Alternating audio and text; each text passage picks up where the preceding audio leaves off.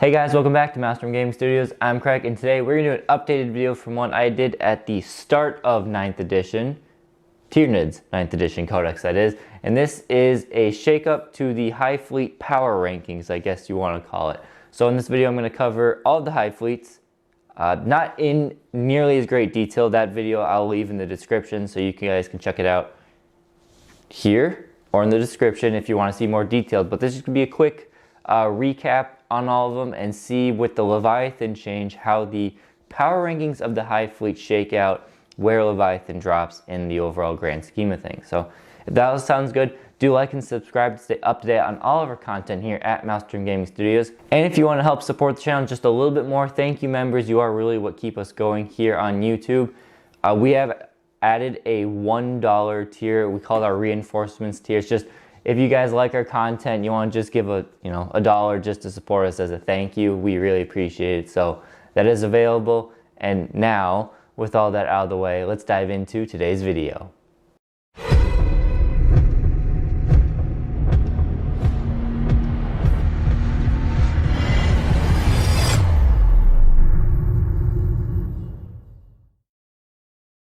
Okay, so like I said, we're just doing an update to a past video. The date of recording this is, well, I don't even know if that is the date. It's around the 4th of November, 2022, so don't know if things are going to change again or not before 10th edition, but if they do, just so you guys are aware, this is the time, if you're watching it in the future, hello future viewers, yeah, we're just going to discuss the rankings. We're going to do a quick thoughts on how I feel about all of them, why I put them where they are. But I will stress this right now, the Tyranid Codex is still one of the most powerful, so even our worst Hive Fleets are still pretty good. You got to play them a little differently. So let's go into that. First off, why we're doing the video is the Leviathan shakeup. So if you guys haven't seen, maybe you're not as on top of it, much more of a casual player, totally respectable.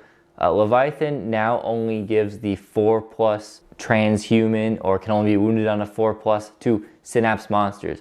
Previously it was all synapse, so your warriors and your zoanthropes were the big ones who benefited from that as well, specifically the warriors, but now it's only synapse monsters, which greatly shrinks the amount of models that are benefited from this. You can still work around it, it's just not as powerful.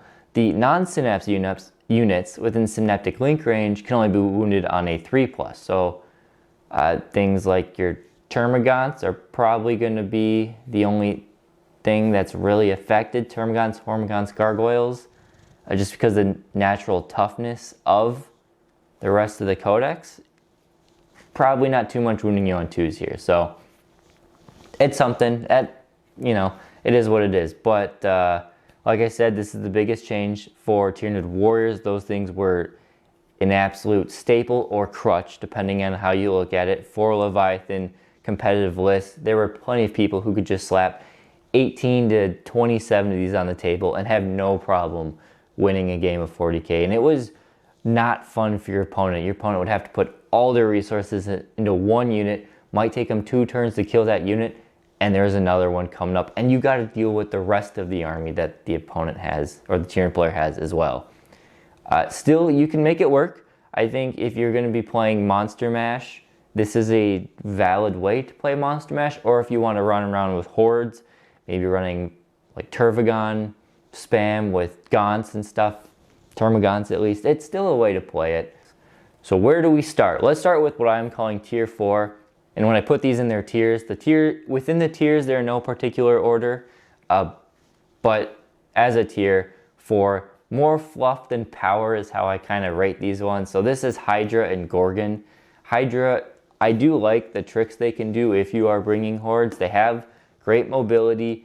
They have, if you can bring larger units, they have strats and bonuses to hitting better in melee. Their psychic power, if you can get it off, is very potent, but it's a very situational and tricky one to work with. But it's just because of the situationalness of it, I just think it's more of a fluffy aspect. Still good, but that one. Gorgon is in the same way, unfortunately. Gorgon, while it did get powerful from 8th to 9th edition, it's still not the one that is great. In concept, an army that boosts your poisonous power sounds great.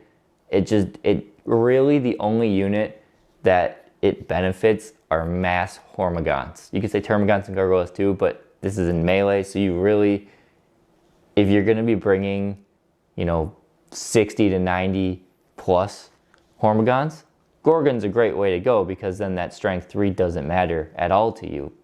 If you're going to be doing anything else with Gorgon, there's not a lot else. They do have great Hive Fleet specific, their relics, the psychic power, and their warlord trait are all solid. I wish I could take those in other Hive Fleets. It would be awesome. Gorgon is they do have access to that obsec monster trait, and they have the reroll 1s to wound trait you can take as well. So if you want to take one of those two, good options there. Again, I'm not saying Gorgon's horrible. You got to really tailor to make Gorgon work. All right, tier 3. These ones are good. They have great potential, but they're often overshadowed by the rest of the list when it comes to making competitive stuff work. Kronos and Jormungandr. So we'll start with Kronos. They have a lot of powerful tricks in the shooting phase. They can turn your simple Termagant into a extremely lethal fire base, especially if you bring a big block of them with a Tervagon. Hive Guard have some potential actually to be decent with shot cannons in Kronos. Warriors and Raveners are still very good. They're also very good at denying some psychic. If you are someone who plays Grey Knights a lot, Kronos is by far the best Hive Fleet to go with, because they can do some serious damage to your opponent's psychic phase. Well, maybe that's a bit of an exaggeration. Maybe they aren't by far the best, but they're pretty good against Grey Knights and Thousand Suns. Anyway, problem with them is that because they focus so much around shooting, 9th edition is a game of melee and getting into close quarters combat. We had our time in the sun in 7th and 8th edition where shooting armies were superior. 9th is definitely shifted towards a melee army, so while you will kill things, a typical Kronos army might struggle to score secondaries, and it might even struggle to score primary. So we have Battle Report. Maybe I'll try and pin that one too. Grey Knights versus Tyranids. We did probably a month or so ago, month and a half ago. Powerful Kronos army I brought. A little experimental, so I'm not saying it's top tier or anything, but good Kronos army. Absolutely leveled a lot of the Grey Knights in the first turns, but Connor was able to just stick in it and keep dealing damage and being resilient and scoring much better on primary and secondary than I did. So the problem with Kronos, still good, just doesn't quite fit the mold of 9th edition these days. Hive Fleet Jormungandr is always a weird one. A lot of people really like it. Let me know if you are one of those people down in the comments. I just haven't quite got it to work the way I want to. Maybe I'm playing it wrong. It seems weird. It does give you good durability for a lot of your units if they're outside of 18-inch range, giving that cover essentially. I don't like their Hive Fleet specific bonuses, their relics, warlord trait, psychic powers. I think out of all of the Hive Fleets, they are the weakest. So that is what that one is. They do have access to the obsec monster trait, which is one of the best secondary traits in the Tyranid Codex, I would say, or Hive Fleet unadaptive traits, whatever you want to call them. I think it's one of the best ones in it, especially if you're somebody who wants to play with monsters. It's something. It just feels like a conflicted Hive Fleet with their fixed trait and their adaptive trait. They just don't mesh together. So it's like you're trying to play too many armies with one, and I've never liked the feel of that with Jormungandr. Still, the reason they're here is because some people do have a lot of success and have a good time running them more than the other two Hive Fleets. So I got to put them here. But if it was me personally, I probably would have put them potentially a tier lower. Now for the next two, these are the powerful options. These ones you can probably get by with a competitive list and do well with it in tournaments and stuff. So in no particular order, again, we have Hive Fleet Behemoth and Leviathan. Behemoth is really great. Where Kronos played into the whole powerful shooting, Behemoth plays into the powerful melee. So they got a lot of tricks to get your units in melee and doing a lot of damage. They have that Optic Monster trait, so if you want to play aggressive Monster Mash, goes very well with Carnifex spam in Behemoth, perfect for Old One-Eye. Swarmlord is amazing in Behemoth. That Optic Monster trait really does well here. They do also have some pretty good Hive Fleet specific bonuses. Their Relic, Warlord trait, and Psychic Power are all solid, while the Relic is probably overshadowed by the Reaper of Obliterax because that Relic is just so stupid good. If you're looking to mix things up in your list, this Relic is a really good one. You could look at the Trigon Prime. I say again, this is probably one of the only Hive Fleets I would take a Trigon Prime reliably in, or regularly in. But yeah, if you're someone who wants melee Monster Mash, even some shooting, having a few shooting monsters in a Behemoth list is not a bad thing at all. It also, if you want Jormungandrs to do well, and you're not playing Gorgon, Jormungandrs also do very well in a Behemoth list as your basic troop choice. Then we get to the Leviathan, the previous top tier. They still have good durability, similar to Behemoth if you play Monster Mash. Instead of playing for aggression, they play for durability, so it's just a trade-off there. They don't have the access to the Optic Monster trait, which is why I would probably rank Leviathan a little bit below Behemoth, especially if you are playing it for Monster Mash. There's still, I would say Leviathan is awesome for newcomers. It's very well balanced. It'll keep some of your big boys alive. Your little guys will still do well. The reroll ones, or reroll a hit for every unit is a powerful adaptive trait or an unadaptive trait to have. So if you're looking for a nice, calm, balanced list, do a little bit of everything, especially for someone who's newer, just trying to get the feel of the Tyranids, Leviathan is still probably your go-to one. And then all of the other Hive Fleets will be a little bit more specialized. So I put that here, but that leaves one Hive Fleet left, and that is my favorite.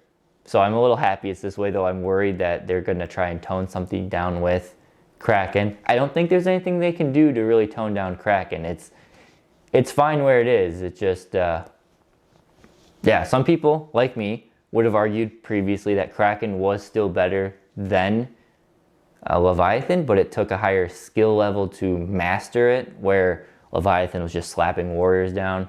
Kraken is slapping Raveners down, but you also have to play a bit more because you are more fragile and you don't have the durability, you just have the speed and maneuverability, which is great in 40k these days.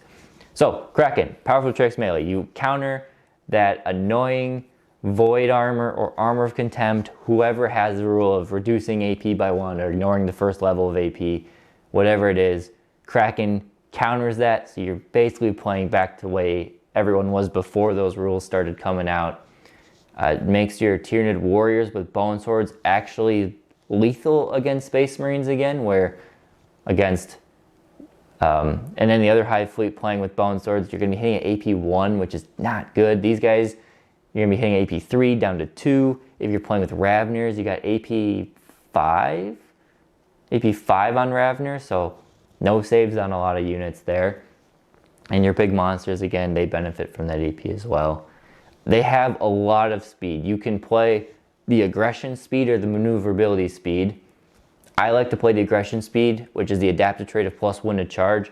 A lot of people prefer the maneuverability speed, which is your advance rolls are D3 +3, so averaging a 5-inch advance roll. Probably better for a lot of armies, especially when you're playing for that speed to get on primaries or to get on objectives. I just like that +1 to charge. I am a melee orientated guy who wants every ounce of advantage they can when getting into the charge. They also have, I mean, their Hive Fleet specific traits are all, or traits, powers, and everything, they're all good. They have the only regen, non-secondary related regen in the Tyranid Codex for their Warlord trait. Their Relic, actually I say the Relic's fine. Probably wouldn't take it on stuff, but it's still a good one.